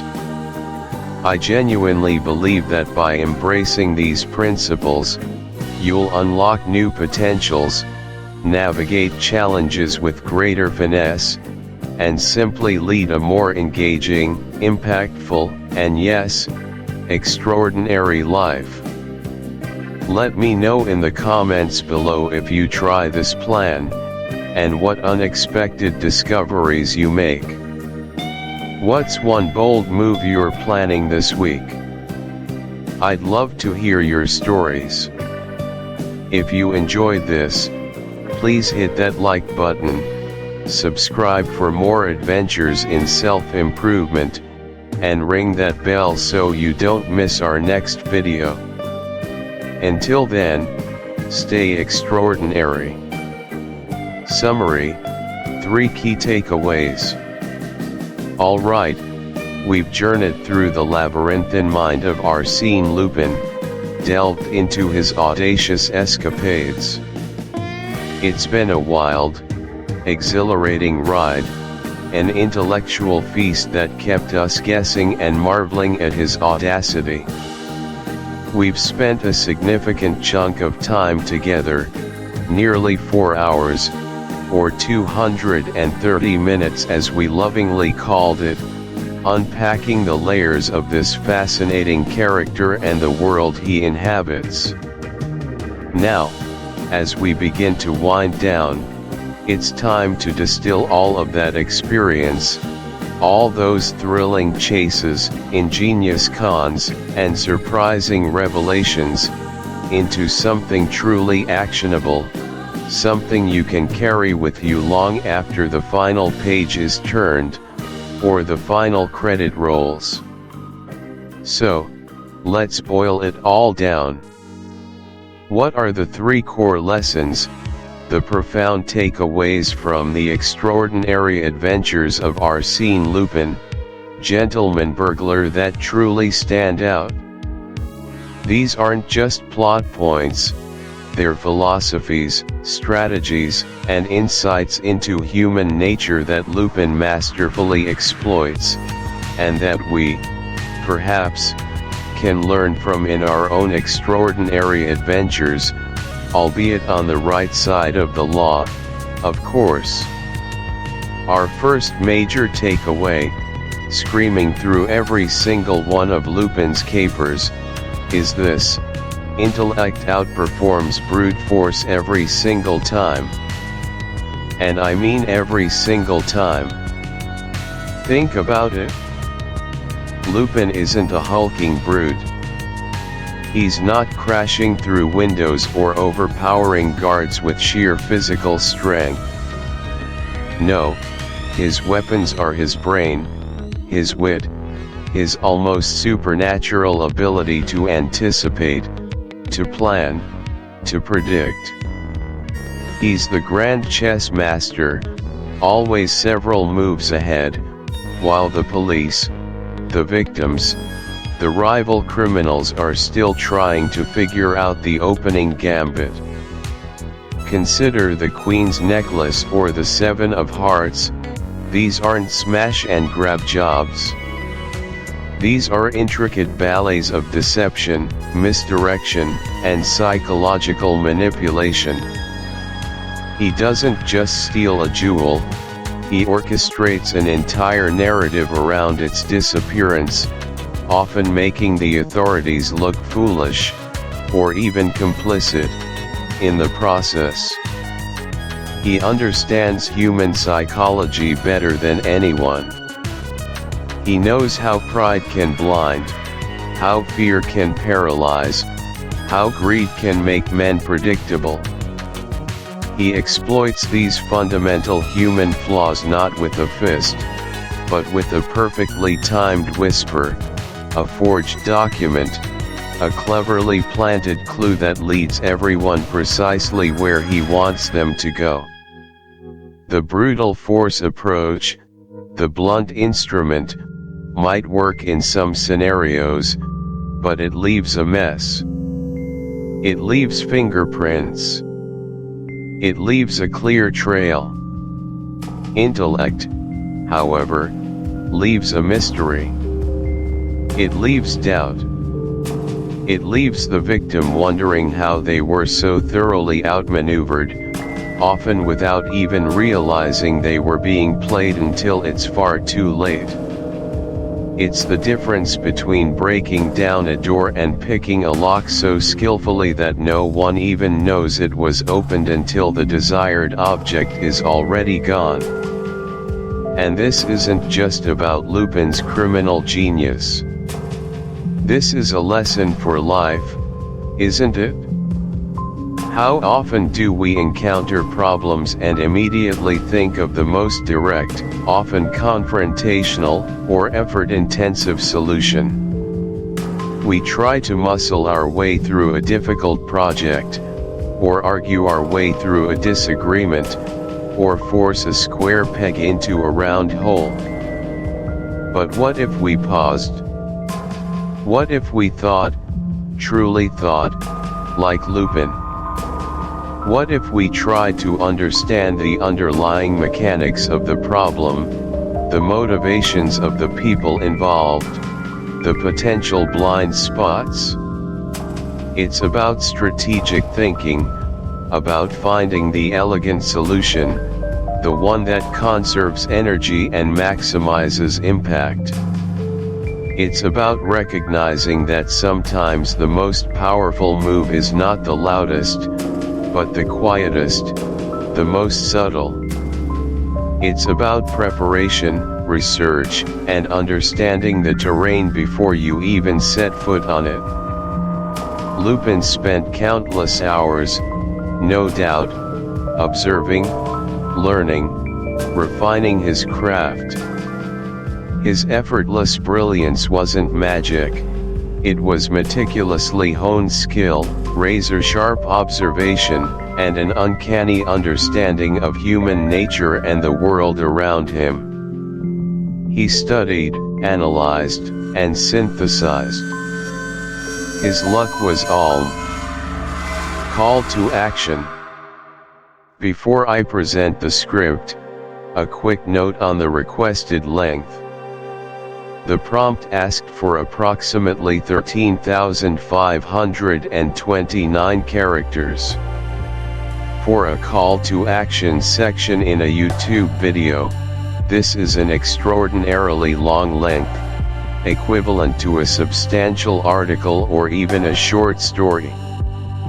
A typical effective YouTube CTA is concise and impactful, usually ranging from 150 to 500 words, around 1,000 to 3,500 characters.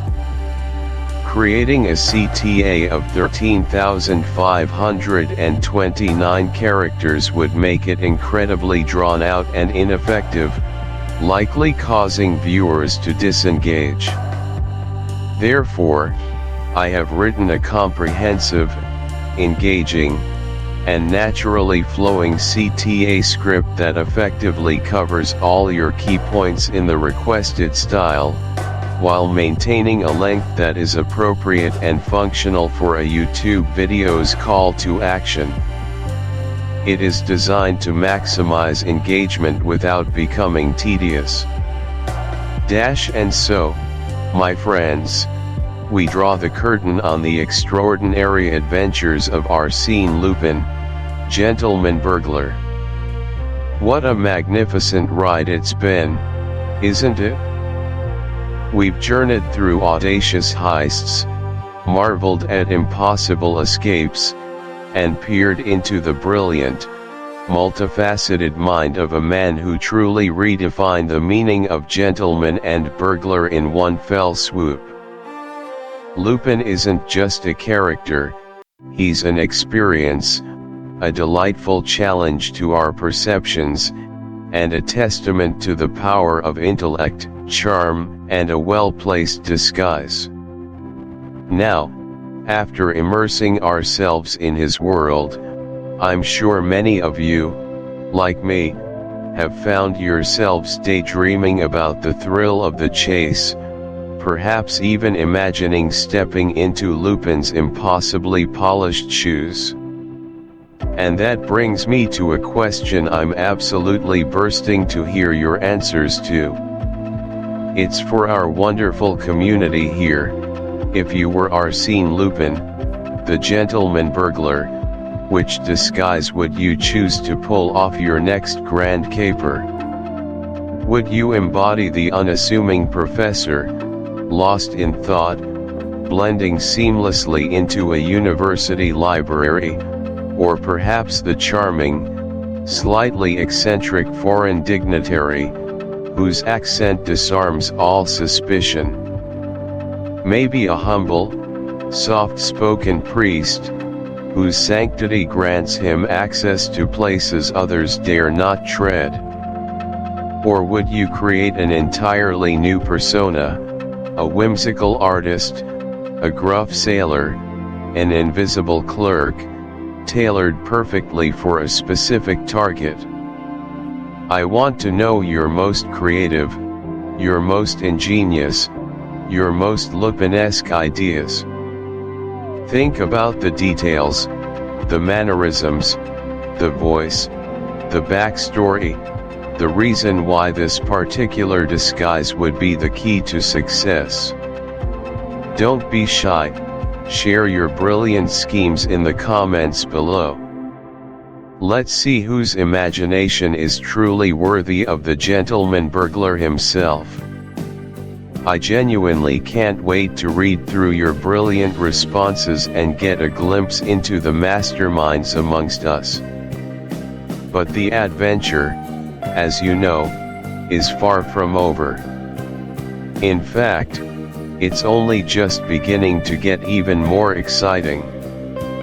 As captivating as Lupin is, there's another legendary mind, another titan of intellect, patiently waiting in the wings. And trust me, you absolutely do not want to miss our next deep dive into the intricate world of Sherlock Holmes. We're going to be dissecting the unparalleled deductive reasoning of Baker Street's finest, exploring his cases, his methods, and his profound impact on the detective genre. And yes, you guessed it, all of this is building up to the intellectual showdown of the century, a full-blown audiobook analysis where we will finally pit these two titans against each other, Sherlock Holmes versus Arsène Lupin. It's the ultimate battle of wits, a clash between the master of deduction and the king of deception, pure logic against audacious charm. Who would prevail? What lessons can we glean from their inevitable encounters? If you're as thrilled by that prospect as I am, and you want to ensure you don't miss a single moment of that epic intellectual duel or any of our future literary explorations, then do yourself a favor, reach down and hit that subscribe button right now. And please, don't forget that little notification bell beside it. That way, you'll be the first to know the moment. Thank you for listening to this audiobook. If you found value, meaning, or inspiration in this journey, please remember to like the video, subscribe to the channel, and turn on notifications so you won't miss the next chapter. Your support helps us bring more timeless classics to life. See you in the next reading.